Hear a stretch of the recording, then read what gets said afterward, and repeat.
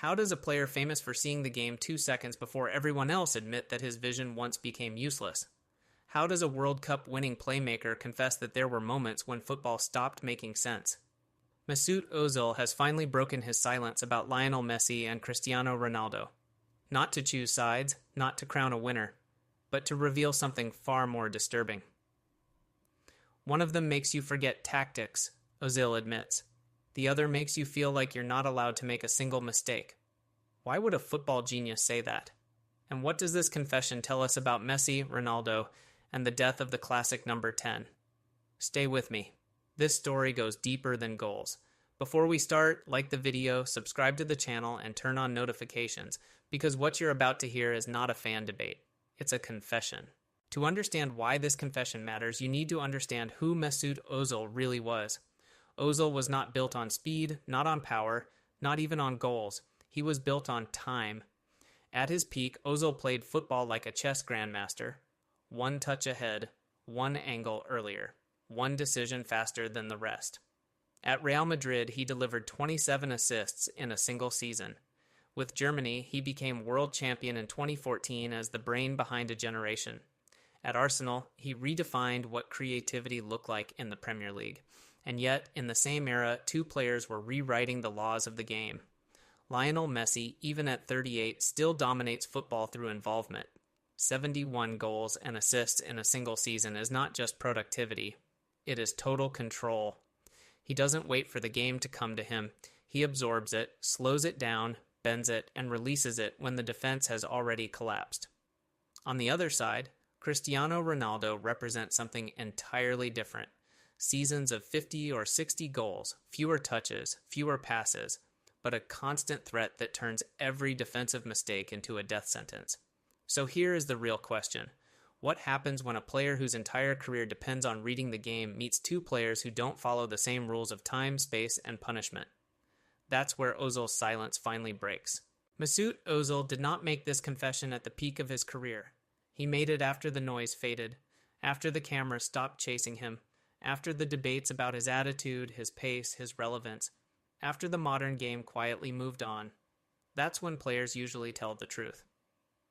Ozil began reflecting on his career not as a superstar but as a witness, a man who had played against Messi and with Ronaldo, from the inside at the highest possible level. And slowly, his words stopped sounding like opinions and started sounding like admissions. He remembered matches where everything was planned perfectly. Lines compact, distances measured, passing lanes closed, and then Messi touched the ball. Not with speed, not with violence, but with a calm that felt almost disrespectful. Ozil describes those moments as confusing. Not chaotic, confusing. Because chaos can be defended against. Confusion cannot. Messi didn't break the plan, he made the plan irrelevant. Then came the other memory. Playing alongside Ronaldo was the opposite experience. There was no confusion, only pressure. Relentless, suffocating pressure. Every training session felt like an exam. Every cross felt like a verdict. If the ball didn't arrive at the right second in the right space, the mistake was yours. And that's when Ozil understood something uncomfortable. Against Messi, football stopped obeying structure. With Ronaldo, football became a courtroom. One player erased the system. The other judged every error. And Ozil? He was trapped between those two realities. Mesut Özil has always believed in structure. Spacing, angles, passing lanes. That's why Messi terrified him in a way no tactical board ever could. Because Messi doesn't attack your defense. He attacks your understanding of the game. When Ozil speaks about Messi, he doesn't talk about goals first. He talks about silence. About moments when the stadium goes quiet, not because nothing is happening, but because nobody knows what is about to happen. Messi receives the ball in zones where nothing should be possible. 3 defenders around him, no obvious passing lane, no space to accelerate. And yet, instead of speeding the game up, he slows it down. That's the key. Messi drags defenders into a false sense of control. One extra step forward. One defender abandoning his zone. One midfielder forgetting his reference point.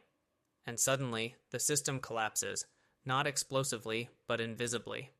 Ozil once said that playing against Messi felt like defending an idea, not a player, because you can't mark intention. You can't press imagination. You can't time a tackle against someone who decides after you move. Statistics confirm this feeling. Messi doesn't just score or assist, he participates. 3, sometimes 4 decisive actions per match. He touches the ball more than any forward, yet loses it less than most midfielders. He doesn't wait for mistakes. He manufactures them. This is why Ozil says tactics disappear. Because tactics depend on predictability. And Messi lives outside it. Against Messi, the question is never, who do I mark? It's, why does nothing we prepared still matter? And that, for a player who built his career on reading the game, is the most unsettling experience football can offer. If Messi dissolves the game into uncertainty, Cristiano Ronaldo does the opposite. He sharpens it. When Mesut Özil talks about Ronaldo, his language changes. There is no poetry, no mystery, only precision, urgency, consequences. Playing with Ronaldo meant one thing above all else. There was no margin for error. Ronaldo does not confuse you. He waits for you. He waits for the smallest lapse in concentration, the half-second delay, the cross delivered a fraction too late. And when it happens, he punishes it. Ozil explains that with Ronaldo, the game feels constantly on edge, not because Ronaldo touches the ball often, but because every touch carries a verdict. A run into the box is not a suggestion, it's a demand. A misplaced pass is not a detail, it's a failure. This is why defenders fear Ronaldo differently. Messi makes you step out of position without realizing it. Ronaldo forces you to stay perfect for 90 minutes. Statistically, this fear is justified. Ronaldo's goal numbers are built on repetition, movement, and timing. He doesn't need rhythm. He needs opportunity, and he only needs it once. Ozil felt this pressure even as a teammate. Because when you play with Ronaldo, creativity is no longer free, it is measured. Every pass is judged by outcome, not intention. Beauty matters less than efficiency. Inspiration bows to execution. And that's why Ozil says you're not allowed to make a single mistake. Because Ronaldo doesn't break the system. He exposes it. Against him, the game doesn't collapse. It tightens until someone cracks. And that constant tension. For a player who thrived on freedom and flow, it was exhausting. This is where Mesut Ozil's story becomes tragic. Because Ozil was not made for extremes. He lived in the in-between. He needed rhythm, trust, patience. He needed teammates who understood pauses as much as runs. In his world, the best pass was often the one that arrived before anyone realized it was needed. But Messi and Ronaldo represent two forces that squeeze that space from both sides. Messi erases time. Ronaldo weaponizes it. Against Messi, Ozil's intelligence was neutralized. Reading the game no longer helped when the game refused to follow logic. The angles Ozil spent his life mastering dissolved the moment Messi decided to invent a new one. With Ronaldo, the pressure came from the opposite direction. There was no room for hesitation, no tolerance for risk without reward. Every creative decision had to justify itself immediately. The freedom to try something unexpected slowly disappeared, and Ozil felt it. This is why his decline wasn't just physical, it was philosophical. Football was changing. Systems became faster, more vertical, more ruthless. The classic number 10, the player who lived between the lines, who needed time to think, began to vanish. Messi survived this evolution because he became the system. Ronaldo thrived because he mastered its brutality. Ozil, however, stood between them, a thinker in an era that demanded execution, a creator trapped between chaos and punishment. That's why his confession matters. It's not about choosing Messi or Ronaldo. It's about understanding what they did to the game, and to the players who tried to survive between them. So here's the question you should be asking yourself. Did Ozil fail football, or did football move beyond the kind of genius he represented? What makes Ozil's confession even more unsettling is what it reveals about modern football itself. Because Messi and Ronaldo didn't just dominate opponents, they changed what coaches demand, what fans expect, and what clubs recruit. Before them, intelligence looked like Ozil. Patience, vision, anticipation. After them, intelligence became something else. Messi taught football that one player could control everything, tempo, space, fear, without shouting, without sprinting, without forcing the issue. Coaches stopped asking, "How do we build?" and started asking, "How do we survive him?" Ronaldo taught football something even harsher. That productivity is king. That presence without the ball matters as much as touches. That one decisive action outweighs 10 beautiful ideas. And slowly, the game adapted. Midfielders were asked to run more, not think more. Playmakers were told to deliver numbers, not moments. Risk became a luxury. Ozil felt this shift before most people noticed it. Matches became faster, but also narrower. Decisions had to be instant, vertical, irreversible. The space between the lines and the natural habitat of a number 10 began to disappear. This is why Ozil's confession is not nostalgic, it's diagnostic. He isn't saying football was better before, he's saying football became something else. Messi represents creative domination without permission.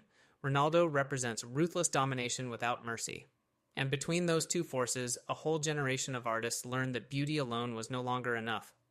That's the real legacy Ozil is pointing to. And that's why his words still hurt. Mesut Özil didn't fail because he lacked talent. He faded because football stopped rewarding the space where his genius lived. Messi destroyed systems by refusing to belong to any. Ronaldo ruled systems by demanding absolute perfection inside them. And Ozil? He revealed the cost of living between those two monsters. This confession doesn't end the Messi-Ronaldo debate. It deepens it. So now I ask you, does Ozil's truth change the way you see their rivalry? Was the classic number 10 doomed the moment Messi and Ronaldo took over football? If you enjoyed this deeper, unfiltered football storytelling, like the video, share it, subscribe to the channel, and tell us in the comments whose shadow changed football more, Messi's silence or Ronaldo's punishment. If Mesut Özil's confession tells us one thing, it's this. Messi and Ronaldo didn't just dominate football. They reshaped what intelligence, creativity, and perfection mean on a pitch. Some geniuses adapted. Some survived. Some were left behind. Now it's your turn. Was Ozil a victim of evolution, or proof that football lost something essential along the way? Comment your view, debate respectfully, and don't forget to subscribe for more stories told without filters. 3 faces. 3 ways football rewired itself. 1 mind that needed space. 1 genius that erased it. 1 machine that punished its absence. If this story stayed with you longer than a highlight reel, then you already understand why it matters. Subscribe for more long-form football stories and tell us, which kind of dominance would you fear more on the pitch? Next time, we go even deeper. Another player, another silence, another truth that reshapes the Messi-Ronaldo era from the inside. Because the greatest rivalries aren't decided by numbers, they're revealed by the people who had to face them. Stay tuned. And remember, in football, the most powerful stories are always told after the noise fades.